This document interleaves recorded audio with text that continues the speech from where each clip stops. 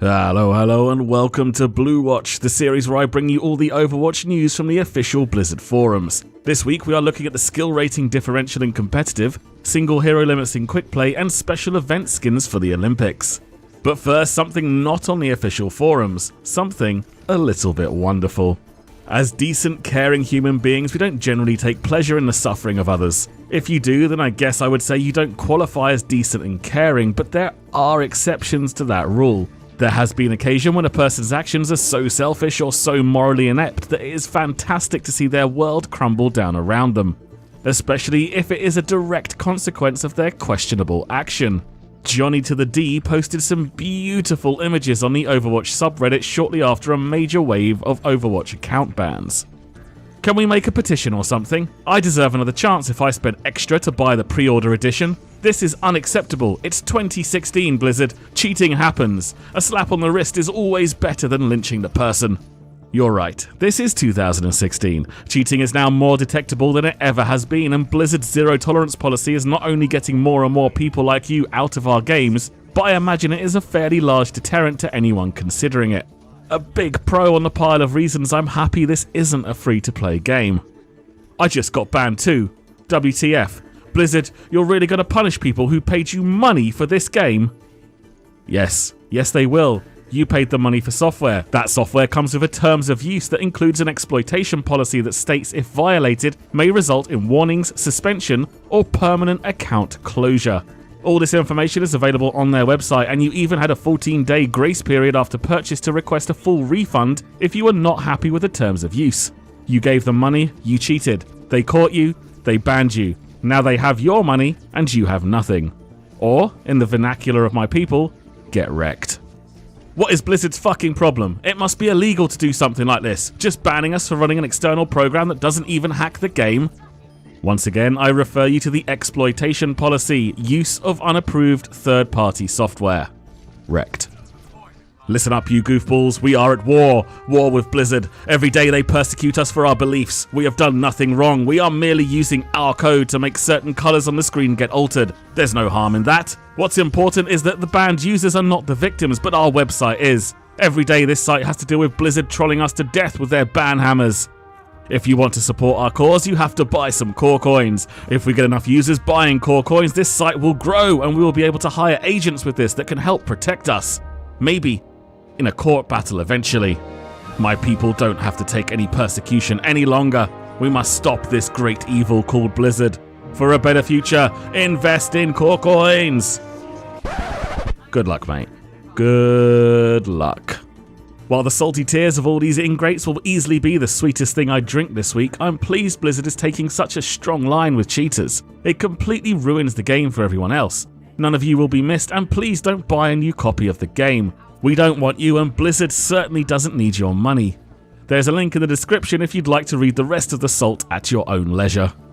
Anyone that has watched me stream has seen the whiny, salty mess I can get myself into when queuing competitive with Martin and some of our other sub-50 skill rating friends. It seems I'm not the only one that has found the matchmaking frustrating when queuing with a large skill difference. This has also been discussed on the official forums.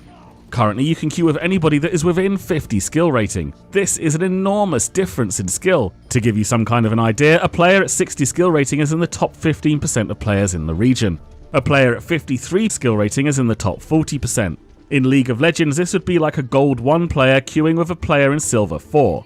This is only a difference of 7 skill rating, but the difference in MMR or matchmaking rating between the two players will be quite large, and bigger gaps can cause problems when trying to find a balanced match. Jeff Kaplan did respond to say we're re-evaluating the skill differential restrictions for Season 2. This is what we're actively working on right now. It has been said time and time again that Season 1 should very much be seen as an open test phase for competitive, and Season 2 is looking to be a much better experience. Season 1 ends on August 18th, so for now play your games and try everything you can to win. This includes communicating with your team and trying to help lesser skilled players. Of course, this isn't always going to work, but try not to become a salty, whiny mess. Nobody likes that guy. Some members of our community have been requesting either hero limits in quick play or a separate game mode with hero limits, so players could practice in an environment similar to competitive without putting their precious skill points on the line. This is something I personally do not think we need and would make for longer match queues in quick play. I understand that people would like a safe place to practice where they can get a feel for how their hero fits into a team composition, but I see quick play as a place to have a blast with some friends or get the hang of a hero mechanically. Any casual mode is never truly going to represent the competitive mode because it will always be taken less seriously. Adding a new game mode with hero limits will just mean longer queue times when I'm trying to mess about with some friends in a few quick games. Jeff Kaplan did respond to say, "We're really happy to hear people are enjoying the one hero limit. We were just working on a new brawl that uses the one hero limit. We'll brainstorm a bit on your suggestion and see if there's something along those lines that makes sense for the game in the future." A hero limit brawl I'm all for and really wouldn't bother me, but splitting quick play across multiple games I am against. Changing quick play to one hero limit I probably wouldn't have too much of a problem with, but I don't think they'll do it. Of course, I didn't think they'd implement it in competitive mode either, and they did, much for the game's improvement. And finally, we're getting an Olympics-related event rolled out likely this week. Special Summer Games loot boxes have turned up on the PlayStation Store and promotional material has been sent out. Each Summer Games box contains 4 items, at least one of which is guaranteed to be a Summer Games skin, spray, highlight intro, emote, victory pose, player icon, or voice line. There are more than 90 Summer Games items to collect. They are not available for purchase with in-game credits, so loot boxes are the only way to claim them. If your Summer Games loot box contains an item that is already in your collection, you will instead receive credits, which can only be used to unlock non-Summer Games items.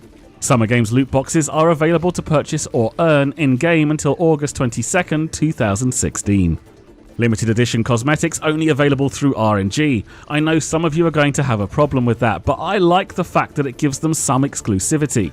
If I do manage to open Track and Field Tracer, it means I have a skin that I'm not automatically going to see on every Tracer main I run into in-game, which makes it a little more special.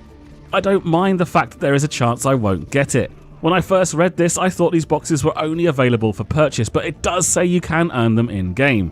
How we'll earn them is still a mystery at this point. Will they just replace normal loot boxes for this 3-week period? That seems the most likely to me, as it sounds like we will still open normal cosmetics in these boxes. Remember, it says only one of the 4 items is guaranteed to be a Summer Games cosmetic. Of course, there could also be rewards to a special game mode or brawl only available during this time. That would be incredibly cool and would be an indication that future events such as Halloween or Christmas could also have their own limited edition fun game modes or brawls. And of course, cosmetics.